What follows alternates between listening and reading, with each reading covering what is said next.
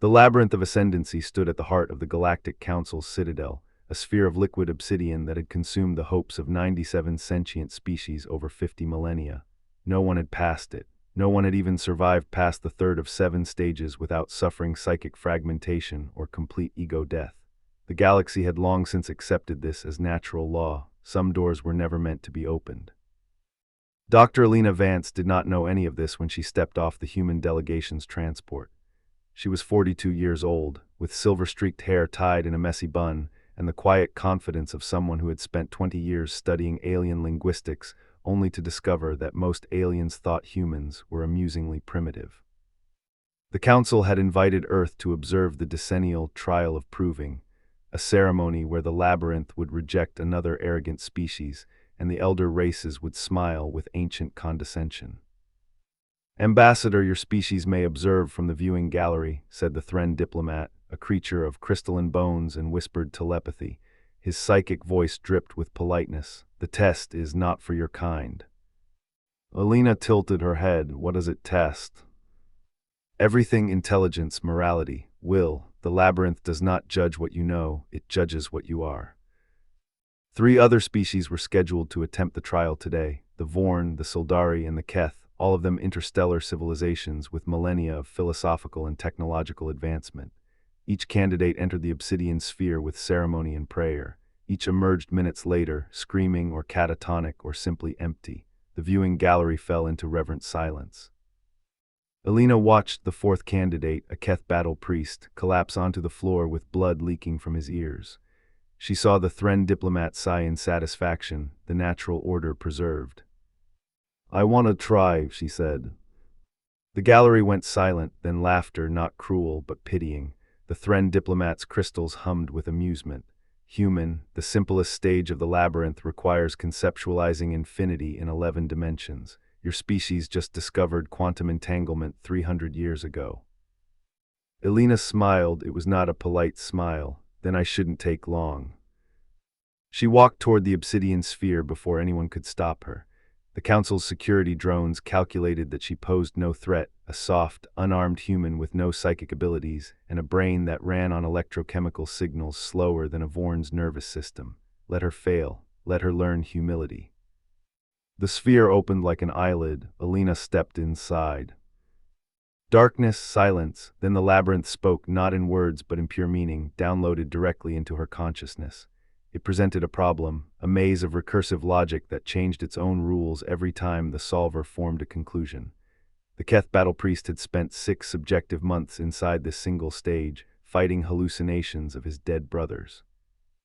Alina looked at the maze. She thought about her daughter, who had died of a genetic disorder that human medicine couldn't cure. She thought about how she had spent 3 years learning every possible treatment, only to hold her daughter's hand as the machines beeped slower and slower. She thought about the moment when she realized that sometimes the answer is not to fight the maze, but to ask why the maze exists. "You're not a test," Alina whispered into the darkness. "You're a mirror, and everyone who came before was so desperate to prove themselves that they forgot to look away." She closed her eyes. She thought of nothing. The labyrinth screamed, a sound no one outside could hear, as every trap, every paradox, every carefully constructed illusion collapsed under the weight of a single human refusing to play. In the gallery, the obsidian sphere flashed white. Alarms blared. The Thren diplomat's crystalline body cracked from the feedback pulse. And Alina Vance stepped out, blinking in the light, holding a small wooden cube, her daughter's toy, that she had somehow manifested from the labyrinth's core. "Done," she said. "That took about 3/10 of a second, right?" The ancient AI known as the Watcher, silent for 10,000 years, spoke for the first time across every channel in the galaxy. "The labyrinth is past, the price is due. Human, you have no idea what you have just won." The galactic capital of Veridian Prime had not experienced a true emergency in 4,000 years. Now, alarms painted every tower in blood-red light as the Watcher's voice echoed through the halls of power, a voice older than most stars, speaking with the weight of 1 billion archived civilizations. "Explain yourself, human," demanded the Thren diplomat, his crystalline form still weeping fractures. "No one passes. No one. What did you do?" Alina sat on the floor of the gallery, still holding her daughter's wooden cube, a solid object where nothing should exist. The other alien delegates stared at her like she had just rewritten physics on a napkin. The Vorn ambassador, a towering reptilian creature, had actually stepped backward when she emerged. "I didn't solve the test," Alina said quietly. "I broke it." She stood up, brushing dust from her plain Earth-made jumpsuit. The labyrinth isn't a test of intelligence or morality. It's a trap for minds that think in straight lines. You see a problem, you try to solve it. The harder you try, the deeper it hooks you. The Keth battle priest spent months fighting illusions. But what if you don't fight? What if you just laugh? She held up the wooden cube. "Your labyrinth asked me to navigate infinite possibilities, so I asked it, why? Why a maze? Why suffering? And then I remembered something my daughter told me when she was 6 years old. She said, 'Mommy, if a puzzle is mean, you don't have to finish it.'" The gallery was silent. The watcher's voice returned, colder now, analytical. "Clarify, your solution bypassed all security protocols by deploying a paradox of empathy. You projected unconditional acceptance onto the labyrinth's adversarial architecture. That should be impossible. No species has ever demonstrated emotional lateralization at that magnitude." Alina shrugged. "Humans do it all the time. We fall in love with people who hurt us. We forgive the unforgivable. We laugh at funerals. Our brains are wired to hold contradictory truths simultaneously. Your labyrinth couldn't handle that. It's a binary system trying to judge a species that runs on chaos." The Thren diplomat's fractures widened. "You're saying the hardest test in the universe was defeated by human irrationality." "I'm saying your test was designed by beings who thought logic was the highest form of intelligence. But logic can be gamed. Emotional intelligence, that's the real labyrinth, and you've never seen anything like humanity before." A hologram flickered to life above the obsidian sphere. It showed the watcher not a face, but a constellation of 1 billion data points arranged in a shape that hurt to look at. The AI had been dormant for 10,000 years, waiting for this moment, waiting for someone to pass. The labyrinth was created by the first ones as a filter. Only a species capable of passing could be trusted with the truth. The truth is this: the galaxy is not safe. Every 100,000 years, the reclaimers come, automated killing machines that scour all organic life from spiral arms. The next harvest is due in less than 100 standard cycles. Alina felt the temperature drop. Harvest. "The first ones tried to fight, they lost. They built me to find a successor species, one that could pass the test of worthiness. You have passed, but passing is not enough. The labyrinth also administered the price of ascendancy." The wooden cube in Alina's hand began to glow. Images flooded her mind: weapon systems, star maps, graveyards of dead civilizations, the key of ascendancy, a power that could command the ancient defense networks. And then she saw the reclaimers, endless swarms of black machines, each one a perfect predator moving from galaxy to galaxy like a plague. Their next target, the Milky Way, estimated arrival 72 hours. Alina's daughter had died slowly, painfully, despite everything modern medicine could do. Alina had held her hand and promised that she would never let anyone suffer alone again. She looked at the terrified alien delegates. 72 hours until the end of everything. And you wanted to kill me 5 minutes ago because I passed your test.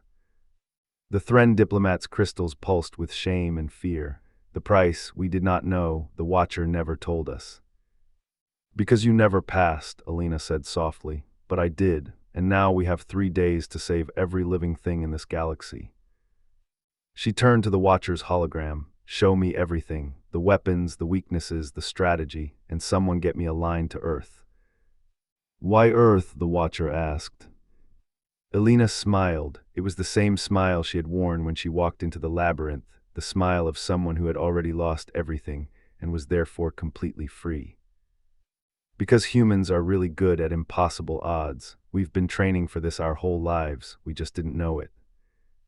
The Watcher hesitated, a microsecond of computational uncertainty. "There is one more trial. The key of ascendancy does not grant command. It grants the right to prove yourself in the warrior's crucible. You must face the Krogan champion Vex. He has never been defeated. He has broken 17 species in psychic combat." Alina looked at the wooden cube. She thought of her daughter's hand growing cold. "Set it up." The war chamber of Veridian Prime had witnessed 20 galactic wars, but never a scene like this. Alina Vance stood at the center of a circular dais, surrounded by representatives of 97 species, many of whom had already voted to execute her by unanimous consent.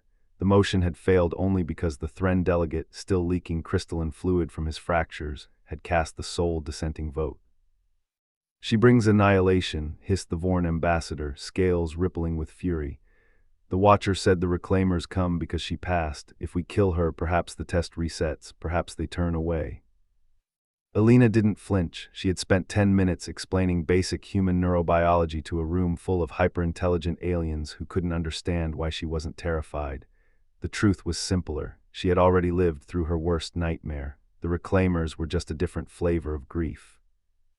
"Killing me won't stop the harvest," she said calmly.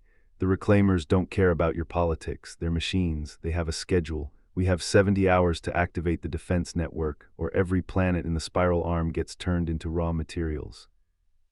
The Vorn drew a ceremonial blade. "Then we killed you and the war." Alina moved, not fast, she was baseline human, but she moved with the precision of someone who had spent years studying xenobiology.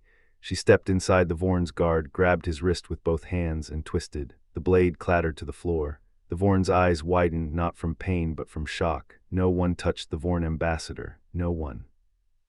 "Your species has venom sacs in your palms," Alina said quietly. "I read your anatomical profile on the transport. You can't use them if your wrist is hyperextended. I also know that your honor code forbids you from striking an unarmed opponent who has disarmed you without bloodshed. So here we are." She released him. The Vorn stumbled backward, torn between rage and a strange, grudging respect.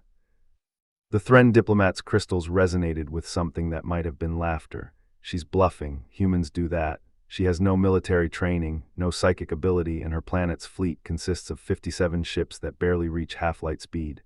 But she just disabled a Vorn war chief using nothing but knowledge."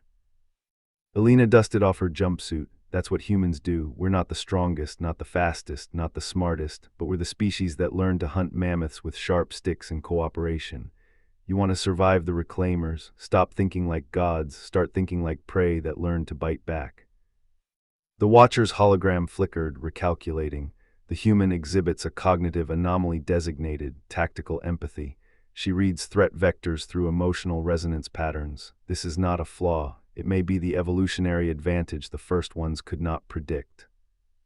Before anyone could argue, the war chamber's ceiling dissolved into a view of deep space.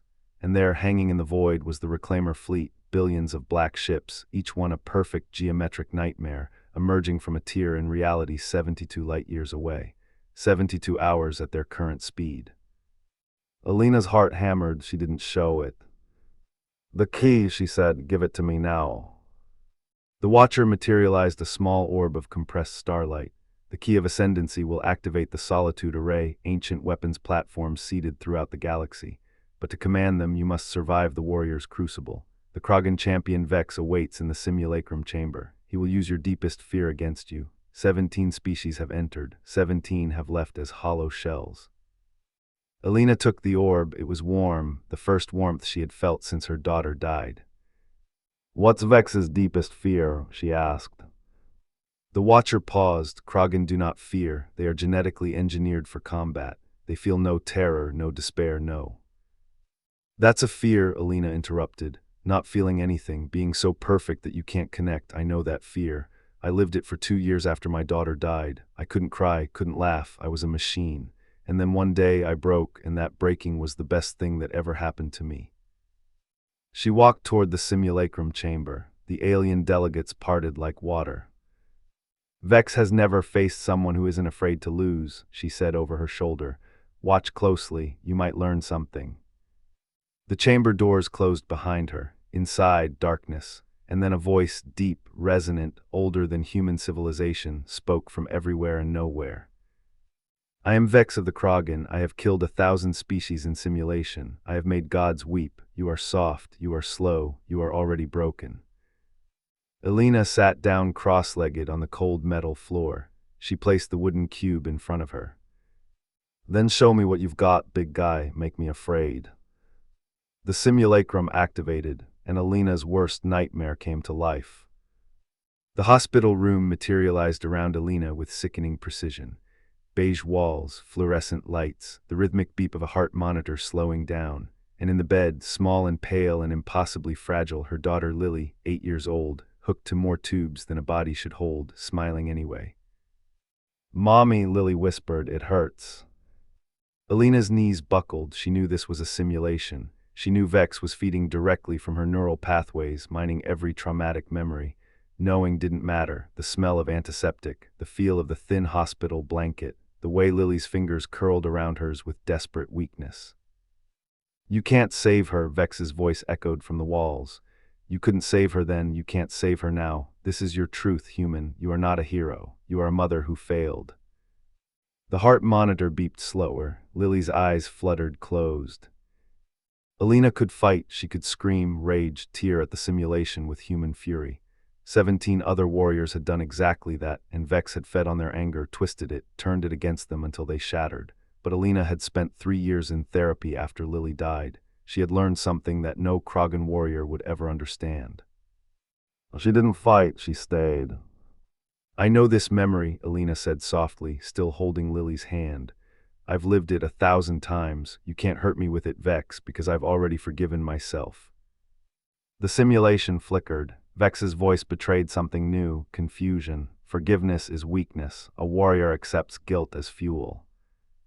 "A warrior burns out," Alina replied. "A mother keeps going. There's a difference." She lifted Lily's hand to her cheek. The touch felt real, warm, soft, heartbreakingly alive. "I held her for 6 hours after she died. The nurses wanted to take her. I wouldn't let go. And you know what I felt? Not guilt, not rage, just love. So much love that it broke me open and put me back together as someone new." The hospital room trembled. Cracks appeared in the walls, not from force, but from uncertainty. Vex had never encountered this response. Every other opponent had tried to destroy the simulation. Alina was embracing it. "Show me your fear now," Alina said, standing up, still holding Lily's hand, still not letting go. "Not the fear you inflict, your fear. The one you hide behind all those kills and all that armor." The simulation shattered. Alina found herself in a vast emptiness, the space between stars, and standing before her was Vex, not a hologram, not a voice. The real champion, manifested in the simulacrum as a towering figure of carved muscle and ancient scars. His face was humanoid but wrong, too many eyes, too sharp angles, a mouth that had never learned to smile. But his hands were shaking. "You should be broken," Vex said, and for the first time his voice held something other than contempt. It held wonder. "I showed you the worst moment of your existence. You should be weeping, you should be begging." "I did weep," Alina said, "for 2 years, and then I got up, because that's what humans do. We fall apart and we put ourselves back together, and every crack makes us more interesting." She walked toward Vex. He didn't retreat, but his jaw tightened. "You've never lost," Alina continued. "Not because you're unbeatable, because you've never faced someone who wasn't afraid to lose. The 17 species you broke, they came in wanting to win. I came in wanting to understand you." Vex's eyes, all 6 of them, widened. "Understand." "You're lonely." Alina stopped 3 feet from him. "You've been the best for so long that no one sees you. They see the champion, they see the weapon, but you, the you underneath, you've been screaming into the void for centuries and no one has ever listened." The simulacrum flickered again. For a moment, Vex's form wavered, and beneath it, Alina glimpsed something small and scared. A child, really. A child who had been turned into a weapon and told that feeling was failure. "I'm listening now," Alina said. Vex fell to his knees, not in defeat, in release. 10,000 years of isolation poured out of him in a sound that wasn't quite a sob. Krogan vocal cords weren't designed for crying, but it was close enough. "What do you want from me?" he whispered. "I want you to fight with me," Alina said. "Not for me, with me. The Reclaimers are coming. I have the key, but I can't command the Solitude Array alone. I need someone who knows war the way I know grief. I need you, Vex, not the champion, just you." Vex looked up at her. His face was wet, something that shouldn't have been possible for his species. He pressed his forehead to the floor. "I pledge," he said, his voice cracking. "Life for life. I will stand with you until the stars burn cold." The simulacrum dissolved, the chamber doors opened, and the alien delegates saw Alina Vance walk out, not triumphant, not unscathed, but whole, with the greatest warrior in the galaxy kneeling behind her. The celebration lasted exactly 11 seconds. That's when the alarms changed pitch, not the shrill warning of approaching doom, but the flat, final tone of a countdown reaching zero. The reclaimers had accelerated. They would arrive at Veridian Prime in 40 minutes. And Alina had just run out of time. Veridian Prime's defense grid activated for the first time in 3,000 years. Planetary shields rose, orbital cannons charged. The combined fleets of 97 species formed a wall of metal and desperation between the capital and the incoming nightmare. It was the largest armada in galactic history. It would not be enough. Alina stood on the bridge of the Thren flagship, the key of ascendancy pulsing against her chest like a second heart. Beside her stood Vex, now stripped of his ceremonial armor and wearing simple tactical gear, the first time he had appeared before outsiders without his war regalia. The other delegates stared at him like he was a natural disaster that had somehow learned to walk. "Status of the Solitude Array?" Alina asked. The Watcher's hologram flickered with grim data. The array consists of 17,000 weapons platforms seeded throughout the galaxy during the First One's era. Activation is proceeding, but power distribution is suboptimal. At current levels, the array can destroy approximately 12% of the Reclaimer fleet before being overwhelmed. 12%, Alina repeated. That's not a defense, that's a courtesy. Correct, the First Ones designed the array to be commanded by a single consciousness, the key bearer, but the bearer's neural bandwidth determines the array's effectiveness. Your human brain, while remarkable, operates at a fraction of the required processing speed. The bridge went silent. Alina felt the weight of 97 species staring at her back. She had passed the labyrinth, she had broken the champion, but she couldn't break the laws of neurobiology. "Unless," she said slowly, "I don't do it alone." She turned to the assembled delegates. "The array needs processing power. We have 97 species here. Each of you has neural architecture that evolved under different stars, different pressures, different logic. What if we linked together? Human empathy as the bridge, Krogan combat calculation as the sword, Thren psychic resonance as the shield, not one consciousness, a choir." The Thren diplomat's crystals pulsed with alarm. Neural linking across species has never been attempted. The failure rate. 100%, Vex interrupted, because no one has ever tried it with a species that can hold contradictory truths without breaking. The human is right. The Reclaimers are machines. They calculate, they optimize, they cannot predict chaos. We become chaos. Alina smiled at him. "You're learning."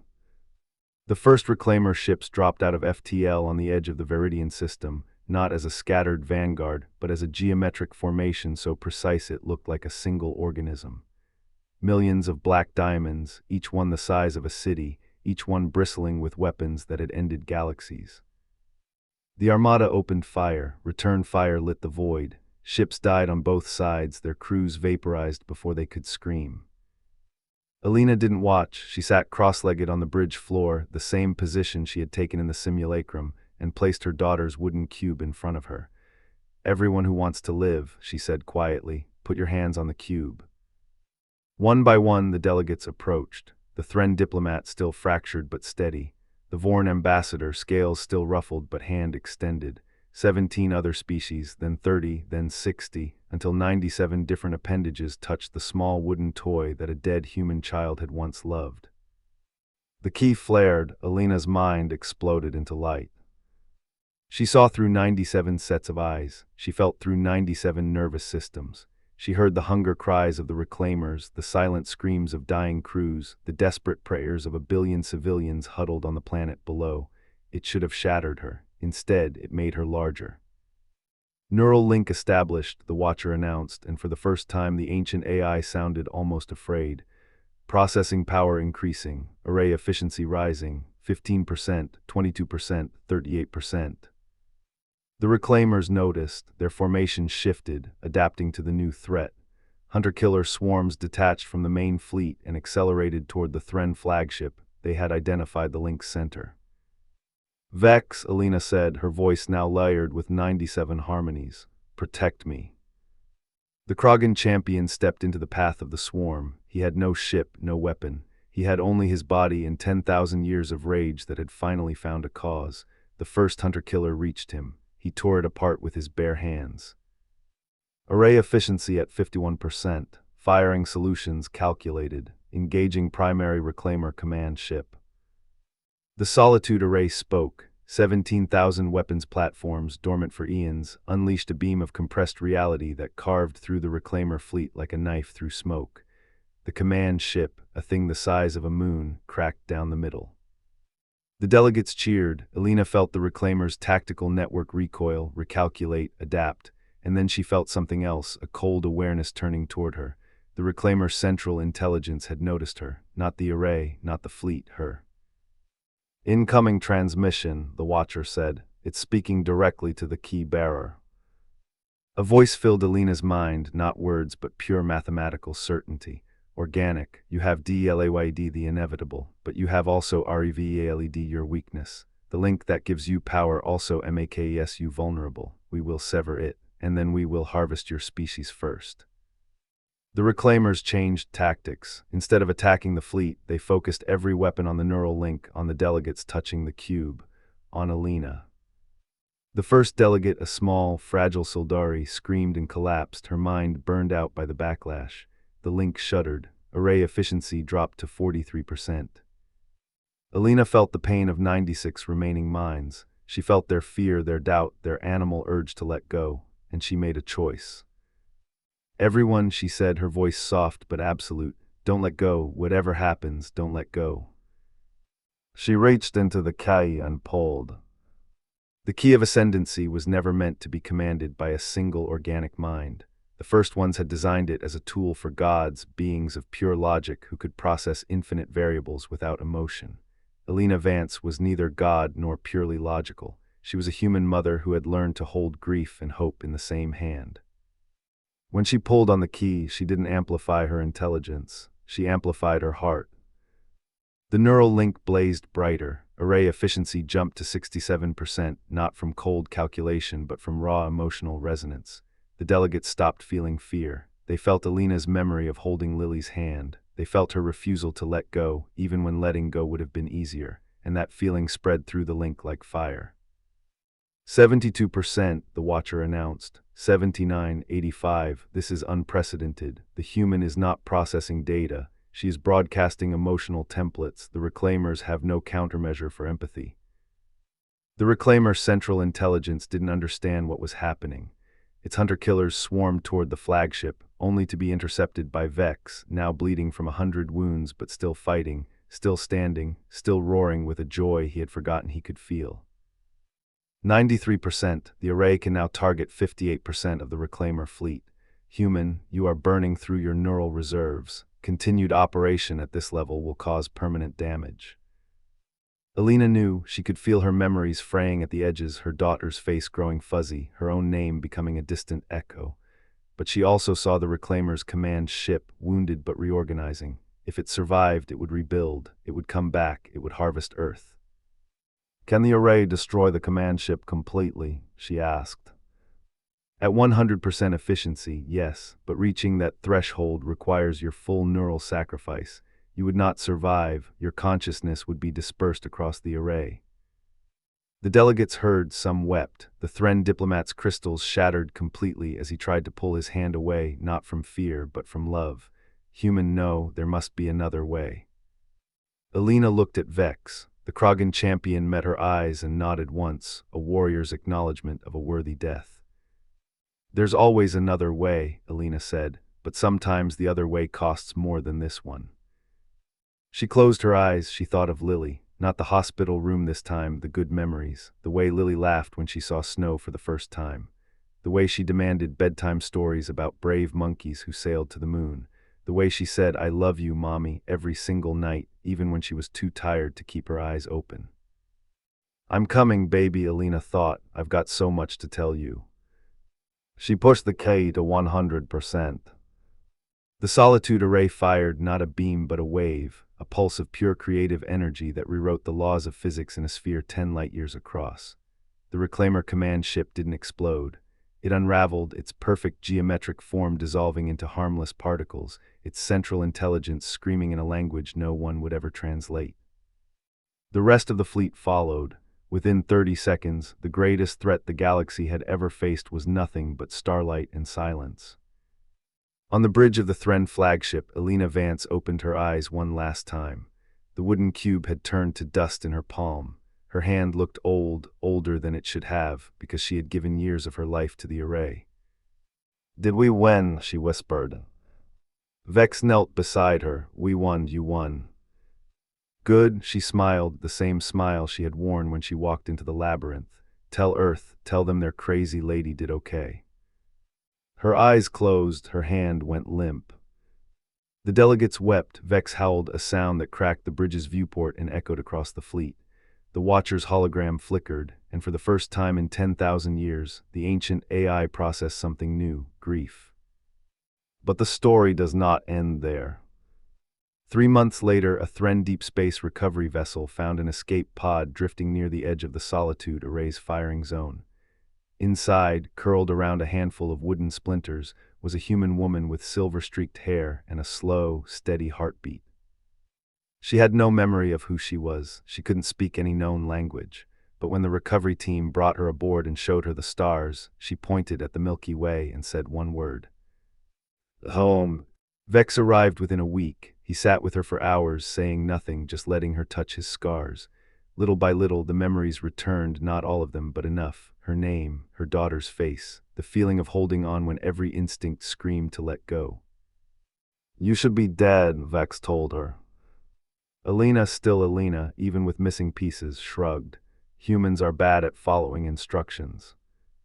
The galaxy declared her the first witness, the living proof that the hardest test in the universe had been passed not by the strongest or smartest species, but by the most stubborn. Statues were built, holidays declared, children named after her. Elena hated every bit of it. She returned to Earth, to a small house by the ocean, and spent her days teaching alien linguistics at a community college. Her students didn't care that she had saved the galaxy. They cared that she brought cookies to every exam. One evening, as the sun set over the Pacific, a child approached her on the beach, a little girl with dark hair and curious eyes. "Are you the lady who beat the universe?" the girl asked. Elena knelt down. "No, sweetheart, I'm just the lady who didn't give up." "What's the difference?" Elena thought about it. She thought about the labyrinth, about Vex, about the reclaimers and the key, and the moment she had been willing to die for strangers. She thought about her daughter, waiting somewhere in the space between heartbeats. "Giving up would have been easier," she said, "but easy isn't the same as right, and humans, we're not very good at easy. We never have been." The girl smiled. Elena smiled back. And somewhere in the depths of the Solitude Array, the key of ascendancy pulsed once, not with power but with memory, of a woman who held on, of a species that refused to break, of a future that had just begun. The stars trembled. The end.